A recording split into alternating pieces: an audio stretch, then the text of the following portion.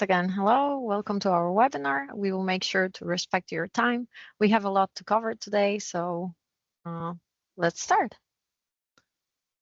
My name is Kaja Figlarska, and I'm a sales support specialist at Kirkhoff Technologies, which is a managed service provider. And joining me today is Isabel Schmidt, our VCIO and AVP projects. She works with our clients to create a vision for information technology and meets the organization's objectives. And then she works with our project team to implement that vision. At the end, we will have a Q&A section, so feel free to leave any questions that you might have in the comments section. And yeah, let us know if you need anything. Thank you so much. All right, thank you, Kaya. All right, so we do have a lot to cover today, so I am going to be moving very fast. Just wanted to put that out there. Every year, our partner in security, Sophos, does a survey and report, and we've condensed that report, which is normally like a 1-hour presentation, into a 30-minute executive summary. All the data here is taken from the Sophos State of the Industry report for 2024. So do be sure to head over to their website and get a copy of it for yourself to get all of the details. So this report is a vendor-agnostic survey of 5,000 leaders responsible for IT and cybersecurity from around the world, from small businesses all the way up to enterprise and government organizations with thousands of staff. The survey time for this report was between January and February of this year. So when we're showing the reports, we're going to be talking about the reporting year, not the year the incidences took place. All right. So we're also changing the webinar format just a little bit. We're going to go through a ton of data today. So I'm going to speak pretty candidly about the data after reviewing it with any additional insights. So a little bit less formal today. Spoiler, it's still all about ransomware. Ransomware is still the #1 goal of cyber attacks in 2024. And this is a trend that we've seen for several years, going on half a decade or more now. So the good news is there's a small drop from the reporting years of 2022 and 2023. Unfortunately, 59% of organizations were hit by a cyber attack last year. It is a small but welcome drop, but this is not a time for organizations to lower your guard. Encouragingly, all revenue segments reported a reduction in ransomware attacks in the last year, although for the enterprise, it was less than a percentage point. That's not really speaking too much to our most of our audience here. We are sticking towards the small business side of things and kind of that under 250 million for the most part. I'll let you find your industry on here. It's really great to see that without a few exceptions, ransomware attacks were broadly consistent across sectors in seeing some kind of a decrease. Now, this is something that we see very often. State and local governments have been very, very high targets in past years. Retail, huge targets in past years. Education, both higher and lower education, were leading targets in the 2022 and 2023 years. So what we see here is quite often a business or a cycle in businesses where, for example, retail stores are like really heavily hit in 2002 and 2003 across the industry. They start investing more in security. Their segment starts to go down and the attackers move on to a more vulnerable segment. So if you're in one of these industries that's seen improved IT security over the last several years, awesome job on that, but don't let up. Within this is a really interesting one that kind of plays into that quite heavily, is that we have two opposing sectors of government that are at the highest and lowest ends.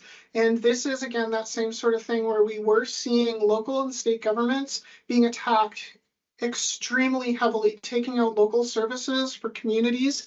And so they started investing in security. where we're seeing this really high level in federal and state governments. This is down just 2 percentage points from 70% last year. There's several reasons for this variance. We've had several years of pretty widespread unrest, and it may be that central governments are experiencing an increase in politically motivated attacks. And to some extent, I mean, inside of the security industry, it's well known that in some cases, these are federal governments attacking other federal governments. The rate of ransomware by industry, the reduction in the individual attacks is down for the lower education, which was very high. It's being replaced by central and federal governments with the highest rates. The combined higher and lower education rates have also gone down significantly. Again, they were one of the highest targeted industries in the last 2 reporting years. Healthcare has gone down. Unfortunately, it is still high. And unfortunately for organizations like us, IT and telecoms and technology companies are no longer the lowest attacked vector. There is a slight uptick in organizations that deal with technologies. Generally, they're pretty tech savvy, but there has been an increase in rates of attack against IT companies. How much of an impact does it have as far as end users' ability to do their work? Organizations reported that 49% on average of devices on their network were affected by a ransomware attack or a cyber incident. This, of course, as you become more and more mature as an organization, the probability of you having devices on your network affected by an attack goes up. So this is just simply several factors contributing to this. Smaller organizations are less likely to have all of their devices centrally managed, reducing the opportunity for attacks to spread across their entire IT estate.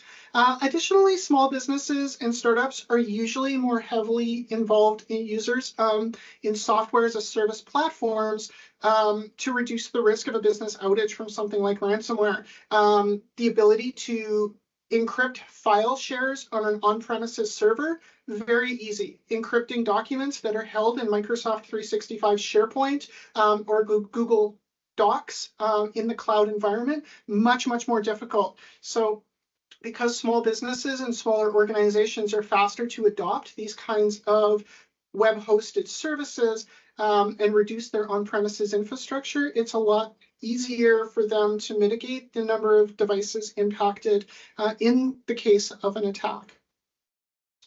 So the root cause of ransomware attacks, this doesn't change too much from previous years.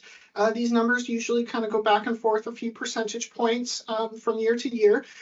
Exploit vulnerability in a category by itself is still number one. So that is like an unpatched firewall or an unpatched server, things like that.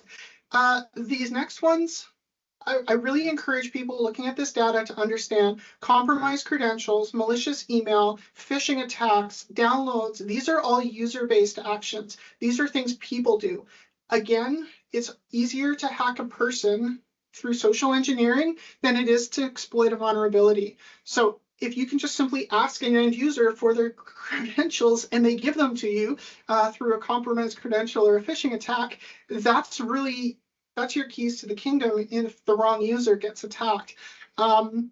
Business email compromise accounts for a lot of cyber attacks involved with, malicious funds transfers and things like that. So it's really important not just only to address the physical infrastructure and from a security perspective, you have to address the people factor as well. So this is in training, it's in testing, it's in proper implementations of spam and phishing protections, making sure you've got multi-factor authentication to help protect against those things like the compromised credentials. Your business processes prevent against fraudulent money transfers that take place through a malicious email or maybe a text message or something like that. So address people as well as addressing your IT security needs. So the exploit vulnerabilities that have the most severe impact, of course, the final goal for any ransomware actor is to encrypt an organization's data and extract money from them in return for getting their data back. They almost always attempt to compromise the victim's backups to reduce the ability to restore data without paying.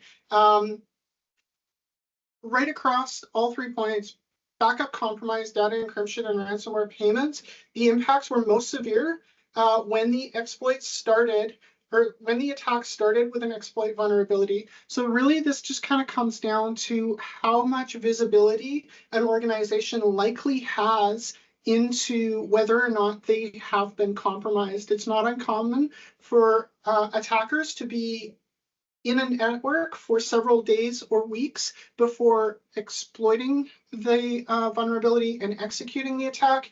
And when the attack starts with an exploited vulnerability, it's a lot more difficult for an organization to detect that. So whether or not the backups were compromised, whether or not the data actually got encrypted, and whether or not they had to pay a ransom, very heavily depended on how the attack started. Patch your firewalls, make sure your phone systems are up to date. All of these things that could be attack vectors that could have exploits. Vendors release patches and things like that every single month. Make sure you're keeping up on that. The overall costs to recovery were very significantly different, whether or not they were involved compromised credentials or an exploited vulnerability. As you can see there, again, this is just going to come down to things like whether or not the backups were compromised, whether or not they got access to SharePoint versus an on-premises file server, those kinds of things. So when it's compromised credentials, the impact can be significantly lower. And it's no surprise that in virtually every time a cyber attack took place where attackers gained access to a victim's network, they tried targeting the backups. Unfortunately, 57% of the time, compromising the backups was successful. So this is really driving home to the point that you've got to have a proper backup strategy. Standardly in the industry, we call it like a 3-2-1 backup strategy, where there's 3 copies of your data on 2 different medias, one of which is offsite or offline. If you don't know the state of your backups, make sure you find out. Are you getting your backups offsite? Are they offsite with a third party? If somebody attacks your network and targets your on-premises backups, do you have a third party hosting another copy of your data? Or is there a copy of your data offline that attackers would not have the ability to access? Data encryption rates, and this is kind of something that we can see more and more often, is the ability to stop an attack before encryption happened is going down. We're down actually a touch on whether or not data was encrypted from last year, but unfortunately, we're still pretty high off of our all-time lows. So this is a really interesting one, is, well, state and local governments were some of the lowest sectors to be attacked, resulting in data encryption. When they were attacked, they're one of the highest industries to not have been able to stop the attack before the ransomware was executed.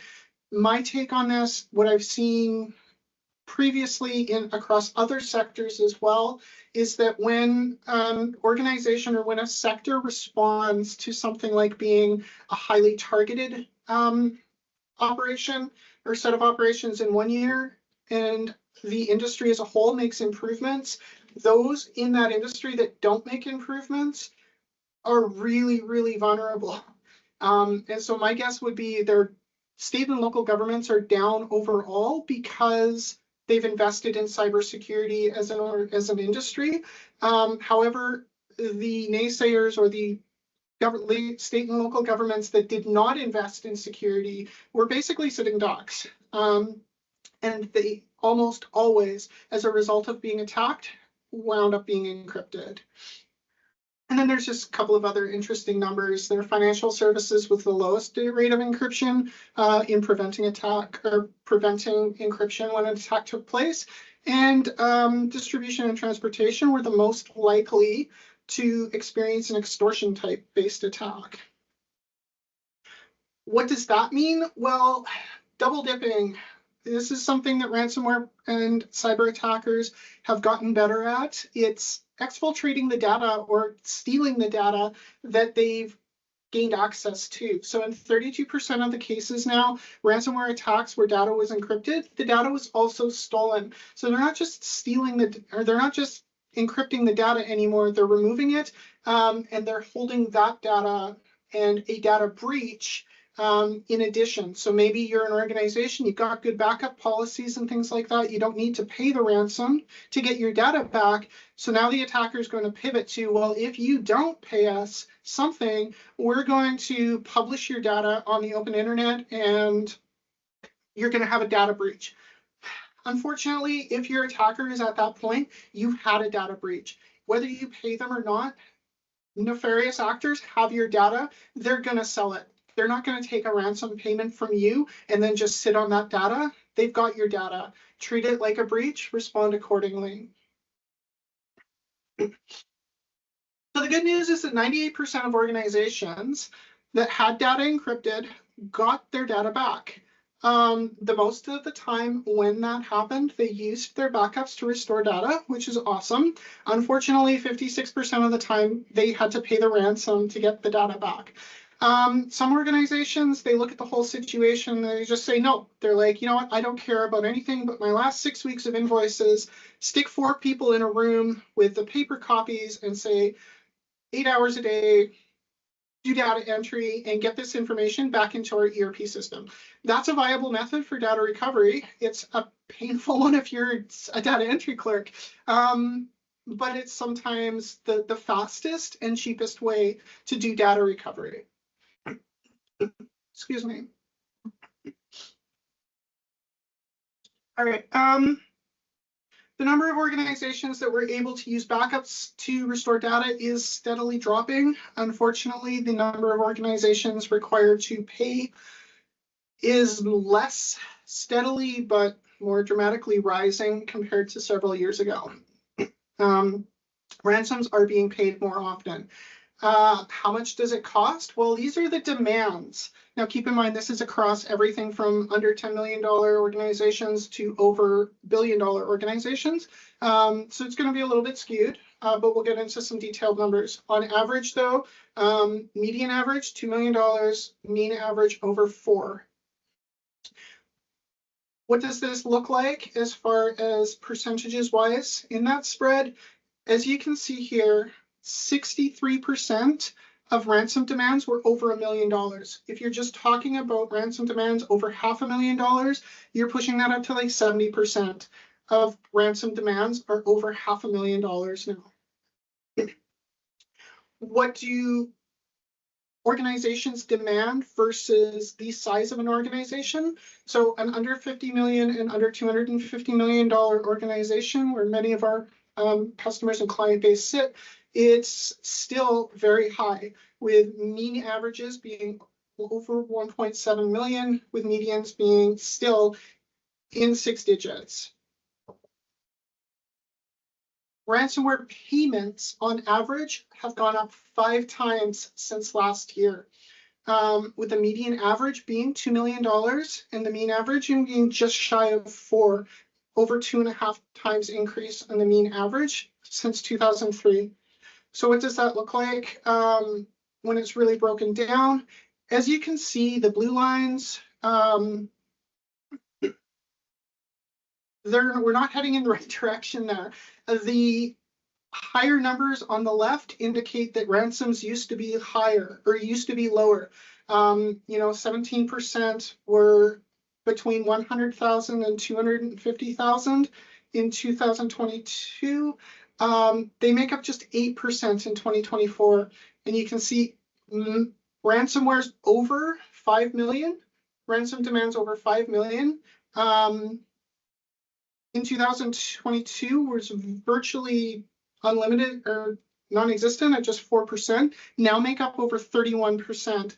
Over 30% of ransomware demands now are over that mark, putting like 62% of them over $1 million. So because this is kind of skewed to governments and large enterprises to some extent, it's not surprising that once an organization engages with a nefarious attacker to pay a ransom, they pay the full price or it goes up. So as you can see from this chart, small businesses wind up with a little bit of wiggle room in negotiating with attackers. Large enterprises and governments don't. When attackers figure out who they've got, they quite often wind up demanding more. So this is a really it's a depressing way to think about it. 80%, 82% of the time, organizations needed multiple sources of funding to cover the ransomware. And the really unfortunate one, especially for small business that probably doesn't have a parent company or governing body, maybe they skipped out on cyber insurance. There's a portion where it's personal finances of an individual that's usually going to be business owners, stakeholders, shareholders, have to dip into personal finances in order to pay ransoms. For small business, that can be devastating as a small business owner. The costs of recovery are going up astronomically. This is not just the ransomware payments, it's the entire cost. How much do you actually lose in revenue, in costs, etc.? Think of it like recently that I'm sure many business owners or business individuals are aware of is the London Drugs outage from earlier this year. London Drugs, huge national retail chain, had to close all of their stores in Western Canada and BC and Alberta for over a week. The costs of doing something like that for a retail chain are astronomical.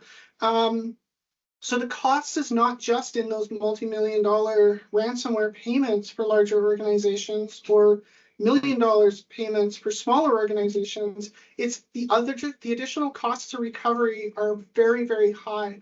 And it's really unfortunate when you look at that really small business, less than 10 million in revenues, a $1.2 million ransomware recovery bill for a small business under 10 million can shut your organization down. How long does it take? Unfortunately, it depends whether or not you had backups, whether or not you pay a ransom. Unfortunately, quite often the fastest way to do a recovery is to pay the ransom. And from a business perspective, that might end up making the most sense. Well, the most sense means investing in your security posture so you prevent the attack in the first place. But in the event of a recovery times are taking longer. Not surprisingly, having your backups compromised has a big impact on how long it takes to recover. And this really kind of speaks a little bit to what I was just talking about. When the backups are compromised and recovery time is faster, that's because people paid a ransom. Whereas organizations are more likely to engage in the backup recovery process. Now, keep in mind, this is return to business fully. This does not mean you don't have minimum services up and running. If you're maybe a retail chain, maybe you've got your stores open in the first 24 hours, but it's going to take you an entire month to get fully back to where you were, right? So for example, in like London Drugs case that we were talking about before, they were out, they were closed for a week. They're still in recovery and investigation mode. The impacts of involving law enforcement or official bodies, highly recommended. In many cases, it's legally required, especially if you've had like a data breach or something like that that goes along with it. Most organizations, 61%, had a positive experience with engaging with law enforcement or official bodies. They helped with providing advice on dealing with the attack. They helped investigate the attack. And in some cases, they helped recover data. Ease of engaging with law enforcement bodies, people found in general more often than not that it was easy to do so. Do keep in mind this is international, right across the world.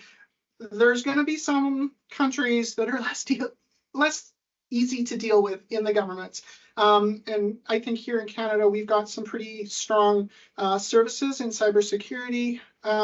If you do have a breach or something like that, absolutely engage with the RCMP, engage with the federal or municipal or provincial governments as required. It in general will make your life easier. So recommendations, really, it's your standard stuff that you've been hearing from IT professionals all the way along. Prevention is the best medicine by far.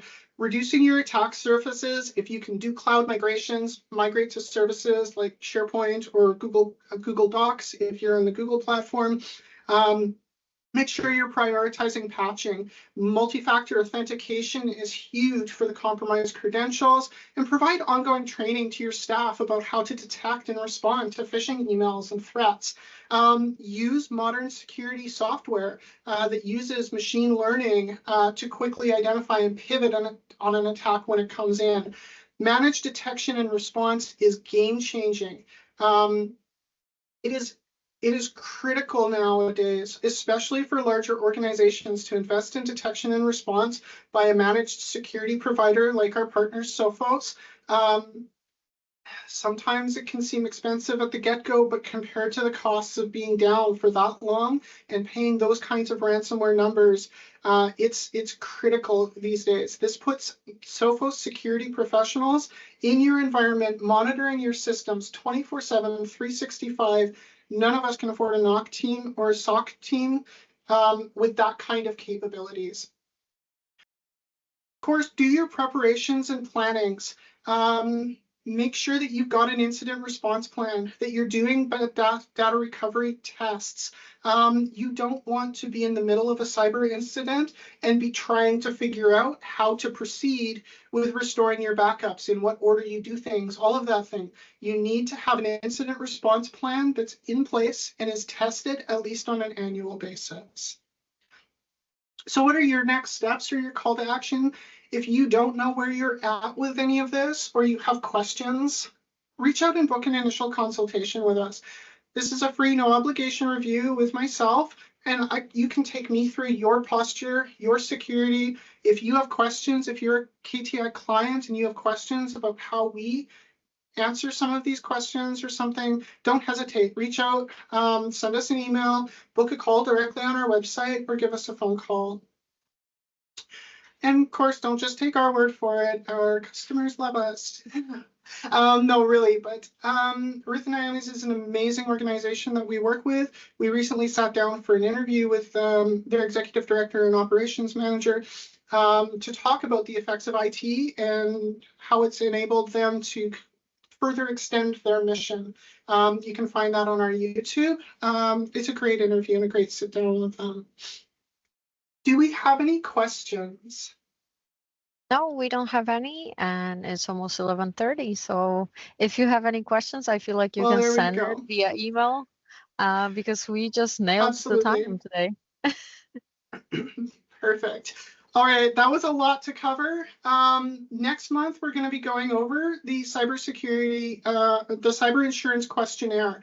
So this is one we like to touch base on every year to make sure that organizations understand the need for cybersecurity, that they have cybersecurity, and we're going to take you through how to fill out a questionnaire and answer some of those more complicated questions, because these cyber insurance questionnaires are getting very technical these days. So that's going to be our next month. It'll be the second last weekend because we got a holiday week coming up. So we're going to do that 4 weeks from now on August 21st. Any other questions that you have right across the board, don't ever hesitate. Give us a phone call, send us an email, book a call directly on our website. Follow us on LinkedIn. We post newsletters and all kinds of information about cybersecurity and more. And don't hesitate. I love connecting with clients, staff, and co-workers, colleagues in the industries, etc. Connect with me directly on LinkedIn. Don't hesitate.